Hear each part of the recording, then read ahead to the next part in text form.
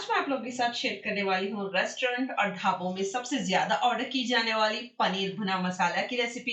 इसके तरी वाले मसाले किस तरीके से बनते हैं, इस पे पनीर और वेजीज को हल्के से इस तरीके से क्रंचीनेस को सॉटे करते हैं, उसका सारे टिप्स एंड ट्रिक्स शेयर करूंगी। जो भी खाएगा इसका स्वाद भूल नहीं पाएगा।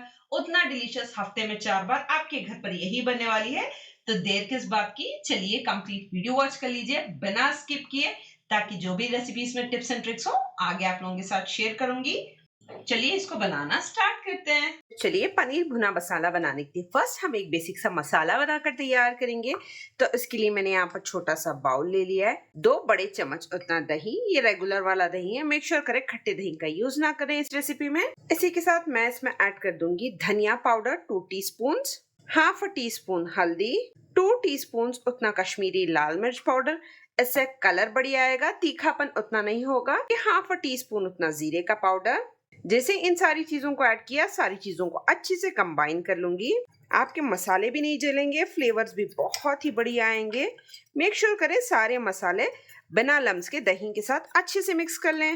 चलिए बहुत ही बढ़िया और मजेदार सा हमारा मसाला कंप्लीटली तैयार है। चलते हैं नेक्स्ट स्टेप की तरफ। चलिए मैंने यहाँ पर एक कढ़ाई ले ली, इसमें ऐड कर दूंगी 4 to 5 टेबलस्पून उतना ऑयल। जैसे यहाँ पर ऑयल अच्छे से हीट अप हो जाए, इसमें ऐड कर दूंगी हाफ टी स्पून उतना जीरा।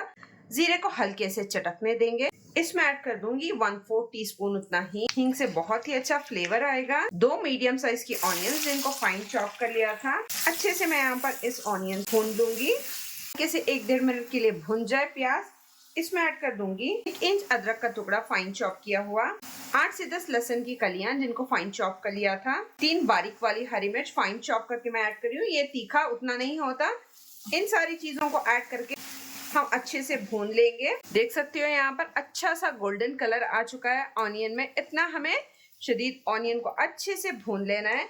इस सारी भुनाई के बाद ये मसाले ऐड कर देंगे जो सारे हमने दही में ऐड किए हुए थे, इनको यहाँ पर ऐड करेंगे। अच्छे से हम इन मसालों को बस 1 मिनट के लिए भून लेंगे, ताकि मसालों का कच्चापन भी खत्म हो जाए और ऑयल भी अच्छे से सेपरेट हो जाए। उतना हमें यहाँ पर भून लेना है सारी चीजों को। चलिए यहाँ पर अच्छे से मसाले को भी ऐड करके मैंने भून लिया है। आप देख सकते हो बढ़िया से ऑयल सारा सेपरेट हो चुका है इस तरीके से। जैसे ही ये हो जाए, यहाँ पर मैं ऐड कर दूंगी 3 मीडियम साइज टोमेटो का प्यूरे। थोड़ा भी पानी ऐड नहीं किया है इस प्यूरे में। यहाँ पर दूंगी हल्का सा एक मिक्स। मैं ऐड कर दूंगी 1 टीस्पून उतना नमक। नमक आप अपने टेस्ट के अकॉर्डिंग ऐड कर लीजिएगा। यहाँ पर इन सारी चीजों को ऐड करने के बाद 2 मिनट के लिए हम सारे मसालों को अच्छे से एक दफा एक बॉईल आने तक कुक कर लेंगे। हल्के से एक बॉईल आ चुका है। इसमें मैं ऐड कर दूंगी हाफ अ कप उतना पानी। पानी को ऐड करके हल्का सा एक मिक्स दे दूंगी। मैं लिड को कवर कर दूंगी। फ्लेम को मीडियम की तरफ करके 7 से 8 मिनट के लिए हम इस ग्रेवी को कुक होने देंगे। जब तक हमारी ग्रेवी बनकर तैयार होती है, मैं यहाँ पर ले लिया है एक पैन। इसमें ऐड कर दूंगी 2 टेबलस्पून उतना ऑयल। चलिए यहाँ पर ऑयल अच्छे से गर्म हो चुका है, फ्लेम मीडियम पर है। यहाँ पर पनीर मैंने लिया है 300 ग्राम्स उतना। इन सारे इस तरीके से क्यूब्स को पनीर में प्लेस कर लूंगी। जैसे ये हल्का सा गोल्डन कलर आ जाए, इसको फ्लिप करूंगी। अच्छे से पनीर फ्राई हो चुका है। इसी में मैं ऐड कर दूंगी 1 मीडियम साइज की कैप्सिकम जिनको स्लाइस अप कर लिया है कुछ इस तरीके से। इसी के साथ ऐड कर दूंगी 1 मीडियम साइज ऑनियन जिसको भी स्लाइस अप कर लिया है। बस हल्के से हमें इन सारी चीजों को टॉस कर लेना है। इसका क्रंच खत्म नहीं करना हमें। यहाँ पर 3 मिनट के लिए हाई फ्लेम पर रखकर हम यहाँ पर इन सारी वेजीज को भी टॉस कर लेंगे पनीर के साथ। तो चलिए यहाँ पर मैं ऐड कर दूंगी थोड़ी सी फाइन भुनी हुई कसूरी मेथी। इसी के साथ ऐड कर देंगे हाफ अ टीस्पून उतना गरम मसाला। चलिए हमें ज्यादा कुक नहीं करना था, बस हल्का सा मैंने सारी चीजों को यहाँ पर मिक्स किया है, सारी चीजों को टॉस कर लिया है। बढ़िया से हमारे यहाँ पर पनीर भी फ्राई हो चुके हैं। यहाँ पर क्रंचीनेस अभी भी बरकरार है। चलते हैं ग्रेवी की तरफ।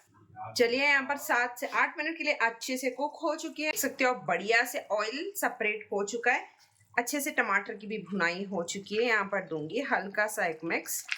कंप्लीटली तैयार है हमारी ग्रेवी हो चुकी है। इसमें मैं ऐड कर दूंगी 2 टेबलस्पून उतनी मलाई। ये दूध पर से उतरी हुई मलाई। आपके पास ये अवेलेबल ना हो तो आप सिंपल सी किसी भी बाजार की क्रीम का यूज कर।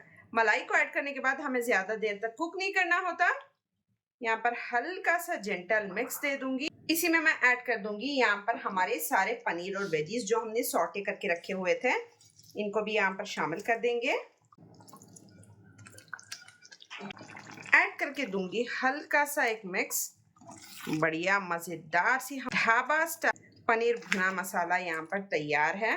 1 मिनट सारे वेजीज को ऐड करने के बाद आप इस स्टेज पर सॉल्ट को टेस्ट कर लीजिए। अगर आपको सॉल्ट कम लगे तो आप यहाँ पर सॉल्ट को और थोड़ा सा बढ़ा सकते हो। तो चलिए, यहाँ पर 1 मिनट तक हमने सारी चीजों को अच्छे से ग्रेवी के साथ वेजीज को भी कुक कर लिया है। आप देखें एकदम मजे की यहाँ पर हमारी भुनी हुई पनीर कढ़ाई बनकर तैयार हुई है। खाने वालों के हाथ ना रुकें, उतना डिलीशियस, सिंपल और इजी सी रेसिपी है।